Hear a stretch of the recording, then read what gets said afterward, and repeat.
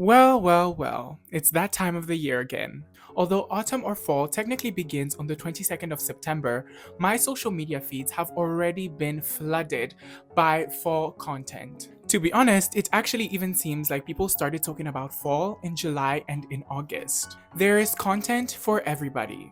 We have fashion hauls with people unboxing more clothes than I will ever own, decor hauls where people are opening so many candles you'd think they're trying to light a fire in their homes. This got me to wonder where the internet's collective obsession with fall/autumn actually began. I mean, what is the lore of what everybody now calls Christian girl autumn or the fall aesthetic? It seems natural now to see people buying Uggs, pumpkin spice everything, and a bunch of candles when autumn rolls around. But I'm sure you're most likely gonna be as surprised as I was when you find out that the person at the origin of this entire fall aesthetic is a YouTuber that today you wouldn't even recognize, that posted a video in the 2010s. Obviously, I also wanted to go further with this analysis and understand what brands are doing in terms of marketing that gets people to keep on purchasing more and more fall related products every single year. Spoiler alert, it basically involves playing with your emotions. And finally, we'll see if it's even possible to actually enjoy fall without falling into this trap of non-stop purchasing of new products. Hi, I'm Marvin, your favorite marketing student and part-time video essayist living in France,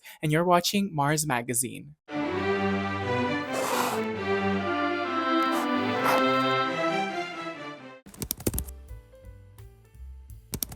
So, if we want to start with covering the lore of the fall aesthetic, we actually need to go all the way back to the 2010s. This was a time when we started to see people posting fall-related content on Tumblr. This content didn't just stay on Tumblr, and we soon saw that people also started posting fall-related content on Instagram as well. This content usually involved foliage, so basically the leaves, the orange leaves, and scenery involving trees and autumn vibes that were basically then edited on the photo editing app VSCO and posted onto Tumblr. I mean, who remembers when we all used to edit our Instagram photos with VSCO? To be honest, I can't remember the last time I was on that app, but I don't know if it's just a French thing or if people across the world have just stopped using VSCO altogether. If people still use VSCO, please let me know in the comments because I'm genuinely curious. So, with all these Tumblr and Instagram photos that had been edited on VSCO, we started seeing a growing community of people on the internet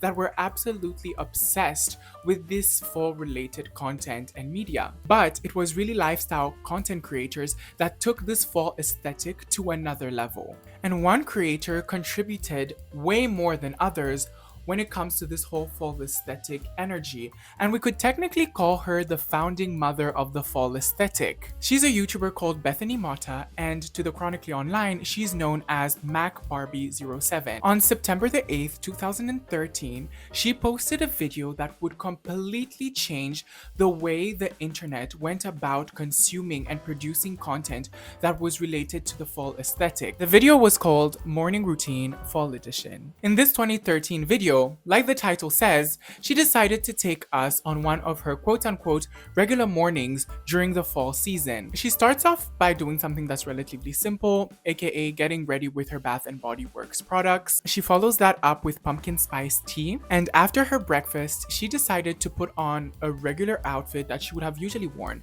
But instead, she layered on top of it a chunky cardigan. As well as the chunky cardigan, she put on suede aloe pumps. And obviously, she then went on to Starbucks to get a pumpkin spice frappuccino to end off the morning. And by doing something as simple and basic as this morning routine, she basically went on to establish what a regular aesthetic fall should look like. I mean, to all of us today, it seems obvious, chunky cardigan, pumpkin spice everything, Bath and Body Works, we're used to seeing this, but you have to realize that at this point in time, this video was revolutionary. If Bethany Mota is the founding mother of the fall aesthetic, Caitlin Covington is the current reigning queen of Christian girl autumn. Caitlin Covington is the content creator in her 30s who has been making content on her blog Southern Curls and Pearls since 2011. And while Bethany's video was gaining a lot of traction,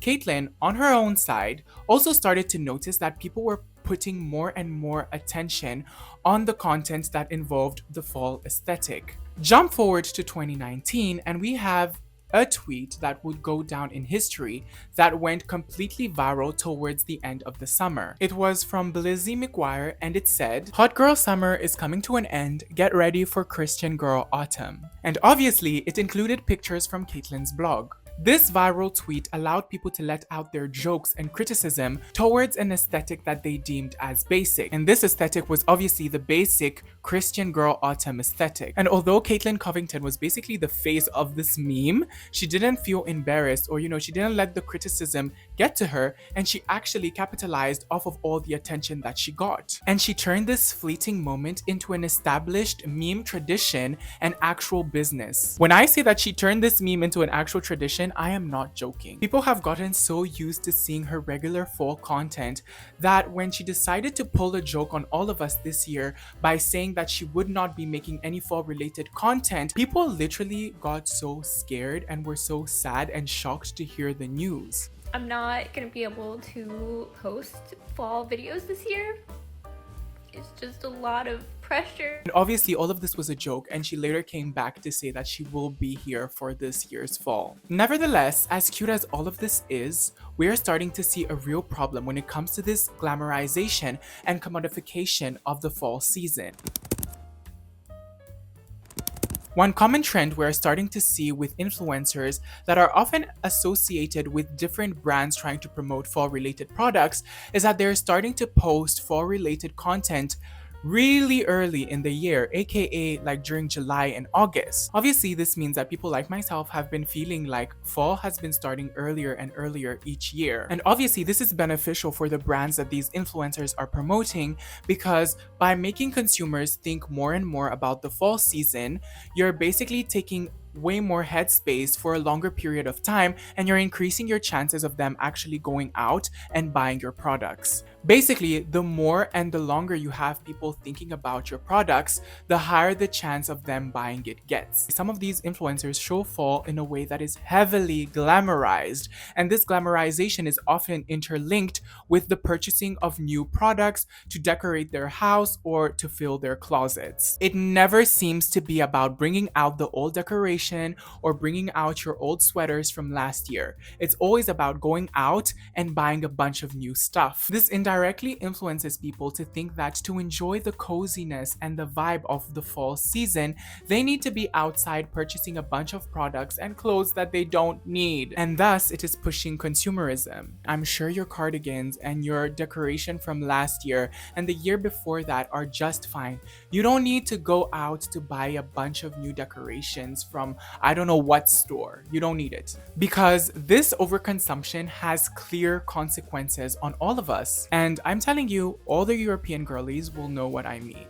This summer across Europe, we had a bunch of heat waves that basically killed a bunch of trees, killed a bunch of plants, started a bunch of wildfires, and just basically destroyed a lot of nature. And this extreme heat has started to create something called a false autumn to appear across the places that were affected by the heat during summer. The false autumn effect basically involves having trees losing their leaves and other things that we usually associate with the fall season begin way earlier on. And although it might seem cute to enjoy the fall season a little bit longer because it starts earlier, this isn't normal, and the trees are reacting in this way as a survival mechanism to survive the extreme heat and drought that they faced during summer. And as experts have said, this could have an impact on tree health and biodiversity in the long run. And so indirectly, the way we are choosing to spend and enjoy the fall season through constant buying has been altering and destroying the fall season itself. Influencers aren't the only thing to blame, because there's a bunch of people out there that feel the need to buy new fall-themed products every single year for some unknown reasons. So what exactly gets people to have this love of the fall season, and how are brands exploiting this love for the fall season to sell more and more products? That's where my marketing degree comes in, darling.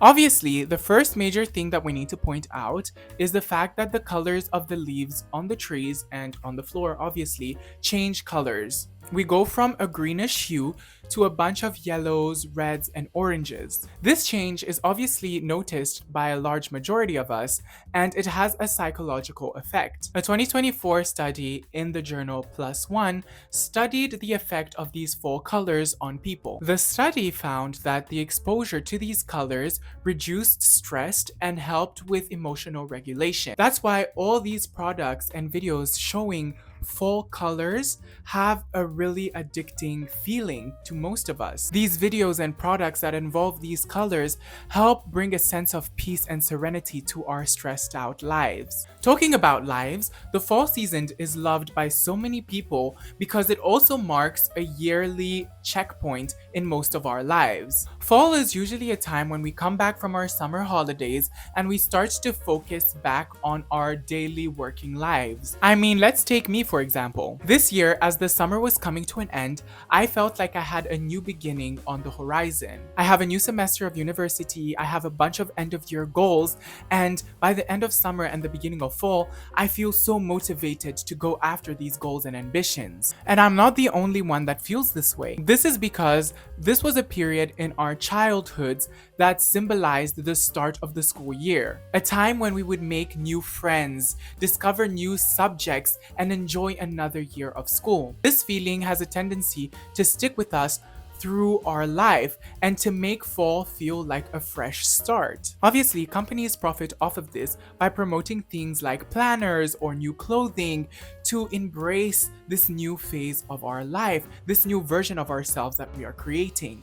I mean, how many of us have been getting constant ads about weekly planners or apps to get organized right around the time that fall starts? These apps and these trackers and these products are all trying to benefit of this feeling that we're all getting, this feeling of a brand new start. Finally, we have something that always seems to be popping up in my marketing breakdowns recently, and that is, drumroll everyone, nostalgia.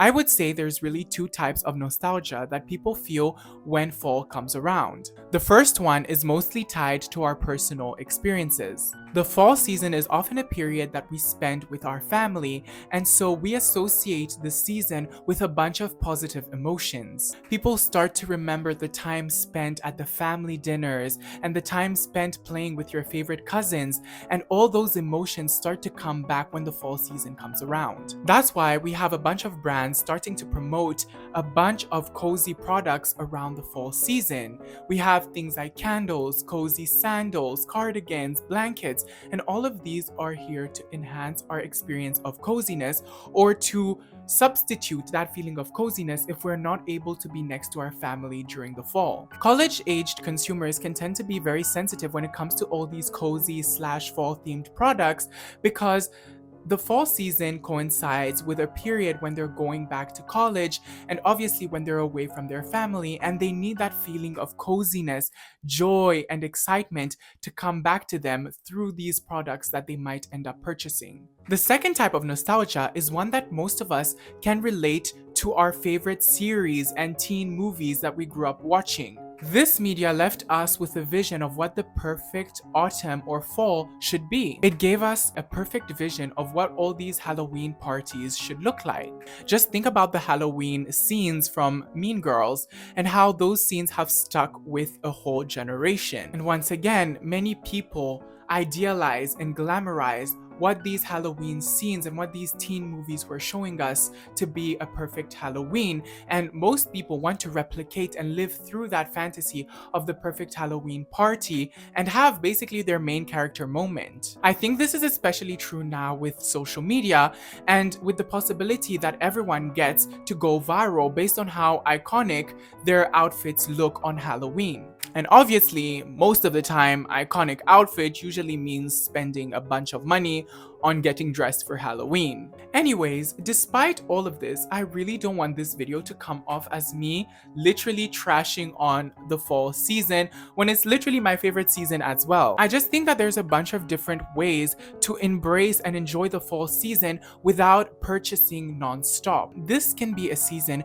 where you spend time with your friends, showing them how much you appreciate them by doing things like watching movies with them, going to the park, or if you don't want to spend time with your friends, you want to spend some time alone, you can just go to the park and read a book. That doesn't involve buying anything. You do not need 10 new cardigans or 10 new blankets or 10 new pumpkins. You really don't. Anyways, I hope that you'll now have a better understanding of the lore and history behind this Christian girl autumn/fall aesthetic and all the marketing that goes behind it. I will see you soon, so obviously don't forget to like and subscribe. Anyways, bisous, au revoir. Hi gorgeous, it's me. I hope you really enjoyed this video. If you did, here's a video I think you might really enjoy.